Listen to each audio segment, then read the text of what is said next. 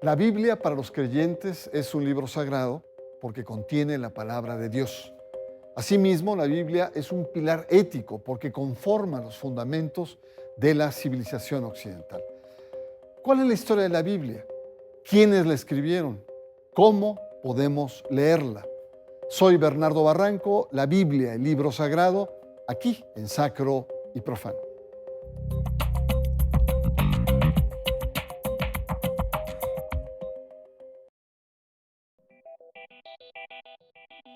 La Biblia es el conjunto de libros sagrados para el judaísmo y el cristianismo. También se le conoce como la Sagrada Escritura, el libro sagrado o el libro del pueblo de Dios. Es el libro más vendido de todos los tiempos y el que más se ha traducido a otros idiomas. Hasta 2010 se habían realizado cerca de 2.500 traducciones. La Biblia es una obra compleja. Según los creyentes, su escritura fue construida por inspiración de Dios. Por tanto, los cristianos y judíos la toman en sus respectivas versiones como la palabra de Dios a los hombres. La Biblia está dividida en dos grandes secciones. El Antiguo Testamento, compuesto por 39 libros escritos antes del nacimiento de Cristo, y por el Nuevo Testamento, compuesto por 27 libros escritos después de la vida de Cristo en la tierra. Los grandes principios éticos religiosos de la Biblia, junto con la cultura griega, han influenciado los contenidos de la civilización occidental.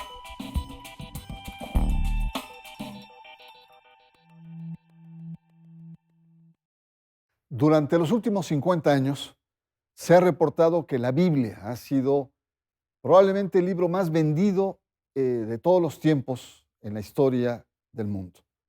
Se dice que la Biblia formalmente fue escrita por cerca de 40 personas en casi 1.600 años, que van de 1.500 años antes de Cristo y cerca de 100 años después de Cristo. Pero para ilustrarnos acerca de la historia de la Biblia, de este texto sagrado, agradezco la presencia de la maestra en teología Patricia Otero del Instituto de Jesuitas de Bruselas. Por su presencia, gracias Muchas gracias. Patricia, y también por el maestro Cristian Gómez, presidente de Maná, el Museo de la Biblia. Cristian, ¿qué es la Biblia? ¿Qué es este documento tan importante en la historia, en la memoria de Occidente? Bueno, la palabra Biblia quiere decir biblioteca y es en realidad una recopilación de un promedio de 70 documentos, de un promedio también de unos 1000 años en que se fueron escribiendo, por más de 100 autores y probablemente diríamos que por un pueblo. Esta recopilación se fue dando primero en los distintos soportes de escritura como la piedra, la arcilla, el papiro, el pergamino, y en formatos como los libros eran antes, unas tiras que se enrollaban. Por eso es que cada documento en realidad sigue una historia diferente, se escribió en un momento distinto y por autores distintos, pero podríamos decir que después se fueron recopilando y hasta probablemente el siglo tercero después de Cristo podemos hablar ya del estilo códice, una hoja sobre otra, que ya logra tener por primera vez lo que podríamos decir una Biblia completa. Pero también para definir la Biblia y sobre todo desde el aspecto de los creyentes, tendríamos que decir que es la palabra de Dios, una palabra eterna, en palabras de los hombres, lenguajes humanos, cultura humana, experiencias humanas, que va mostrando la evolución del pensamiento y de la experiencia que tiene este pueblo en relación con Dios y con sus concepciones acerca de lo espiritual. Un texto histórico escrito por muchas manos, inspirados en la palabra de Dios, en la tradición cristiana. Y, bueno, judía en un momento, cristiana en otra. ¿En qué momento se convierte en la Biblia tal y como la conocemos hoy? ¿Cuáles son los criterios para poder elegir todo este conjunto de documentos? Es muy amplio responder esta pregunta, es apasionante, debo decirlo. Eh, en breve, diría yo que, bueno, primero está la historia del Antiguo Testamento y otra es la historia del Nuevo Testamento. En el Antiguo Testamento, pues hay una tradición oral vastísima que no hay que olvidar, que después fue poniéndose por escrito, pero ya muy tardíamente. Los primeros escritos son del año 1000 antes de Cristo. Eh, y bueno, hay toda un proceso en que los judíos van también aceptando qué libros forman parte y qué libros no de la Biblia. Incluso hay 2 Biblias diferentes. Ahí lo dejo. Otra cosa es la cuestión del Nuevo Testamento. Y me voy a enfocar un poquito en esto. También es una tradición oral. Y creo que no hay que olvidar que es un proceso vivo. Es un proceso vivo, no es un proceso estático, no es un proceso intelectual en el que las personas están pensando qué libro vamos a escribir, cómo lo vamos a escribir. Es un proceso vivo de una comunidad cristiana que están haciendo. Después del año 30 que muere Cristo, viene haciendo un periodo en el que algunos empiezan a escribir sus dichos, sus hechos, cosas que ya tenemos perdidas, y finalmente van surgiendo las cartas de Pablo, que son los textos más antiguos, y finalmente también van surgiendo estos 4 evangelistas que van poniendo por escrito a través de textos ya recibidos y a través de textos que no se han recibido, que tienen otras fuentes, estas historias. Muy bien, pues es un primer acercamiento que tenemos. Estamos hablando sobre la Biblia, sobre su historia. Es una historia milenaria, es un libro fundamental en nuestra civilización. Son varias experiencias, como lo han señalado, y sobre todo es un texto vivo y dinámico que a lo largo de muchos siglos alcanzó la forma que tiene actualmente. Está usted en Sacro y Profano, la historia de la Biblia, y en un momento más, no le cambie, vamos a regresar para seguir desmenuzando este apasionante texto.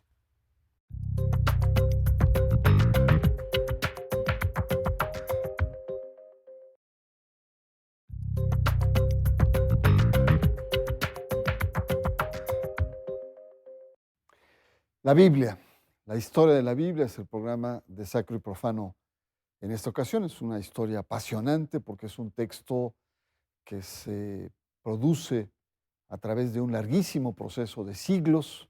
Muchas personas intervienen, es un proceso vivo, es un proceso dinámico. No solamente son experiencias, son mensajes que se van dando y por lo tanto hay una enorme evolución. Pero, Cristian, ¿cuál sería la estructura de la Biblia? ¿Cómo entender la estructura de la Biblia? Y se puede una diferencia con la otra versión también de la Biblia, que es la Biblia hebrea. Bueno, habría que dejar sentado primero que toda la Biblia es un libro producido por el pueblo judío, incluyendo lo que se conoce como Nuevo Testamento. Ujú. En la tradición cristiana hay un Antiguo Testamento y un Nuevo Testamento, pero eso ya conlleva una carga teológica. Yo creo que sería más preciso entender las secciones, la ley, los profetas y los escritos, que es el orden que se sigue en una Biblia hebraica, Ujú. y la parte que se escribe después del Mesías, Jesús, llamado el Cristo, que podríamos llamar también la enseñanza de los apóstoles. Estas serían las 4 partes que conforman la estructura de la Biblia. Ahora bien, todas esas partes tienen una coherencia interna, que podríamos decir la creación, la caída y la redención. Es como Ujú. una especie de filosofía de la historia, Ujú. un plan en el que la finitud, el hombre como ser limitado y separado de Dios, va a encontrar una posibilidad de reconciliarse con Dios a través especialmente de un personaje que es el Mesías. Ujú. La diferencia está entre los que aceptan que el Mesías ya ha aparecido y los que creen que el Mesías todavía no ha llegado. Muy bien, entonces podemos decir de manera muy llana que en la Biblia hebrea no aparece, digamos, el Mesías, no aparece Jesús. Y en la Biblia cristiana, además de estos textos, está el Nuevo Testamento, donde se habla de la prédica de Jesús. Y llama la atención, Patricia, porque son 4 textos. Y mucha gente dice, bueno, Jesús dijo lo que dijo, porque a veces hay diferencias en los textos. ¿Por qué frente a la prédica de Jesús encontramos no solamente 4, hasta más referencias de todo este periodo de Jesús? Bueno, a ver, Jesús no escribió nada. Él vivió una vida normal del 6 antes de Cristo al 30 después de Cristo. Predicó 3 años, tuvo discípulos. Estos discípulos, cuando él muere, bueno, entre ellos siguen recordando lo que él dijo, lo que él vivió, sus hechos y sus dichos, y tal vez algunos de ellos empezaron a poner por escrito dichos y hechos, textos que no tenemos, a los que no tenemos acceso. Sin embargo, se encuentran estos como fuentes de los evangelios. En el año 60 es cuando empiezan a escribirse los primeros evangelios, el primer evangelio, y bueno, se escribe el primer evangelio y se encuentran estas fuentes, Ujú. ¿sí? Esas fuentes también están presentes en los otros 4 evangelios. Incluso Marcos, que es el primero, está presente en los otros evangelios, menos el de Juan, que es un evangelio muy tardío y con diferencias fuertes. Ahora, ¿cuáles serían las palabras mismas de Cristo? Este es un tema que nos sorprende a nosotros. Recordemos, sin embargo, que es otro tipo de pensamiento. No lo escribieron como si fuera una crónica, ni lo escribieron como si fuera historia. Lo escribieron como un testimonio de fe para recordar ciertas cosas que se pasaban por tradición oral. Esta tradición oral tenía lugar tanto en las enseñanzas, en la enseñanza de la comunidad cristiana, en el evangelio, en la querigma, en el anuncio apostólico y en lo que podríamos decir que era la liturgia. ¿Cuáles son las mismísimas palabras de Cristo? Es difícil de saber, pero no es imposible. Hay rasgos que pueden identificar algunas de ellas, como Abba, como te- el arameo que utilizaba, que era del Galilea, como ciertas expresiones, el reino de Dios. Entonces, hay algunas de estas cosas que nos permiten saber cuáles serían las mismas palabras de Cristo, pero todo está englobado en una realidad de comunidad que tiene una fe. Gracias, Patricia. Pues son muchos temas, la verdad. ¿Qué dice cada uno de los evangelios? Las diferencias, las similitudes, en qué lengua se hizo, el arameo, después las traducciones en griego. En fin, es vastísimo el tema. Pero, Cristian, yo quisiera preguntar una cuestión de fondo en torno a la Biblia. ¿Hasta dónde la Biblia, este documento sagrado del judaísmo y del cristianismo, marca la esencia de la cultura occidental? Bueno, juntamente con la filosofía griega, la Biblia es el libro fundante de todo lo que somos hoy. Digamos que si yo quiero entender, obviamente, la religión, cómo ha evolucionado, cómo se ha alejado incluso de sus fuentes primarias, necesito ir a la Biblia. Pero si yo quiero entender la filosofía también, la filosofía se junta con el cristianismo desde el siglo II en adelante y tenemos todavía en la época más moderna, incluso a Kant o a Hegel, todavía hablando de Dios y de temas cristianos. Y aún los que se oponen al cristianismo hay que entenderlos desde su conocimiento de la Biblia, por ejemplo en Nietzsche. Ujú. De tal manera que si quiero entender la política, también tiene su origen en las ideas de justicia en el cristianismo. Si quiero entender algo tan importante como los derechos humanos, necesito volver al origen de la idea de persona que da el cristianismo, a la idea de la igualdad de todos los hombres, la ética que los profetas del siglo VIII antes de Cristo establecieron, superando a la religión ritualista exterior, y pues el arte está totalmente lleno, la literatura, la pintura, la música, de las ideas de la Biblia. Entonces es importantísimo para una persona que quiere entender su mundo, entender primero la Biblia. Y Patricia, el tema del fundamentalismo. ¿Qué pasa con aquellas lecturas que son literales o literalistas, que hacen al pie de la letra y que después son posturas muy radicales en la manera de vivir? ¿Qué pasa con esos fundamentalismos? Sí, yo creo que el fundamentalismo hay que aclarar que es retomar una frase o un fragmento fuera de contexto, del contexto inmediato y del contexto más amplio. El primer fundamentalista, curiosamente que recuerdo, es Orígenes, un padre de la iglesia del siglo II, que cuentan que, dadas sus tendencias concupiscentes, y su deseo de no llevarlas a cabo, leyó, si tu ojo te hace pecar, sácatelo, más vale entrar al reino de los cielos con un solo ojo, y se castró, lo cual impidió después que le dieran permiso de ordenarse, aunque sí se ordenó. Otro fundamentalismo me parece que ha sido terrible, que es el que acusa a los judíos de la muerte de Cristo, según palabras del Evangelio, donde ellos le dicen a Pilatos, cárganos será nuestra culpa y la culpa de nuestros hijos. Entonces empezó una larga persecución que terminó con la Shoah, con el Holocausto.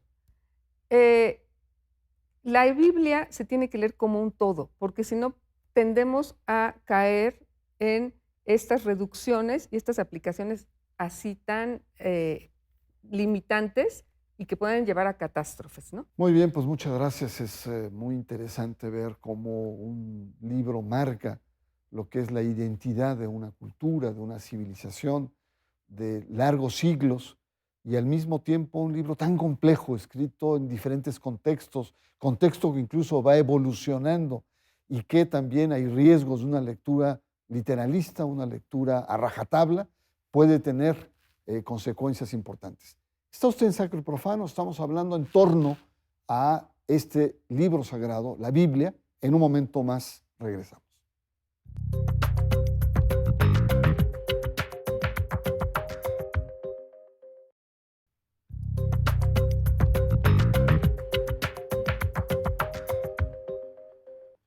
La Biblia es el tema de Sacro y Profano, es un tema vastísimo. El interés que tenemos es introducir algunos elementos que despierten su interés por un texto sagrado para los creyentes, muy importante, pero también para la cultura occidental. Cristian, ¿por qué leer la Biblia? Me queda claro, para un creyente es obligatorio leer la Biblia, pero por lo que hemos estado conversando, no solamente para los creyentes, es decir, muchos no creyentes, científicos, filósofos, la Biblia es una lectura obligada. ¿Por qué leerla? Desde que la primera parte de la Biblia se tradujo al griego y posteriormente la segunda parte se escribió en griego, entró la Biblia en la cultura universal. De ahí que, aún como una perspectiva literaria histórica, pues tiene que ser conocida como una de las grandes obras maestras de la humanidad. Ha sido traducida a más de 2.830 idiomas. Y hay muchísimas traducciones distintas en español, lo que hace que a veces la gente se pregunte cuál. Yo le diría cualquiera que usted tenga, esa es la buena, porque en esencia dicen lo mismo. Ahora, la Biblia es el primer texto que habla del amor antes que cualquier otra religión o escuela filosófica. El primer texto que define que Dios es amor. Y el núcleo de su mensaje es el amor no solo de hombre y mujer, sino el amor como una decisión de entregar el ser de manera voluntaria por la felicidad del otro. Así que esta es una razón fundamental para acercarnos de nuevo al texto antiguo. Gracias, Patricia. No solamente el por qué leerla, sino cómo leerla. Y aquí quizá para muchos creyentes o muchas personas que quisieran entrar al libro, ¿qué recomendarías para entrar a la Biblia? Tener un espíritu de aventura, de tratar de no cerrarse a los prejuicios que tenemos en relación con ella, seamos creyentes o no creyentes. Segundo lugar, yo diría comprarse un lápiz, una pluma y atreverse a escribir sobre el texto. A lo mejor no están todos de acuerdo, pero creo que hay que estudiar el texto. Es un texto muy complejo, son muchos libros y hay un trabajo exegético y un trabajo de biblistas que ha sido muy rico, por lo cual yo sí considero que hay que tener ciertas Biblias de estudio, no solamente una Biblia. Hay Biblias, y ya voy a referir algunas, que tienen una introducción ya hecha por exégetas, tienen muchas notas explicativas. Recordemos que es un libro escrito hace muchísimos siglos, en otro contexto, traducido, con otra cultura, que no es la nuestra, lineal, sino circular. Entonces, yo diría que hay que tener una buena Biblia. ¿Cuáles recomendaría yo? La Biblia de Jerusalén, pero en la versión latinoamericana, tiene muy buenas notas. La Biblia de estudio, que es una Biblia interconfesional que yo aprecio mucho, con una muy buena traducción, y con notas, con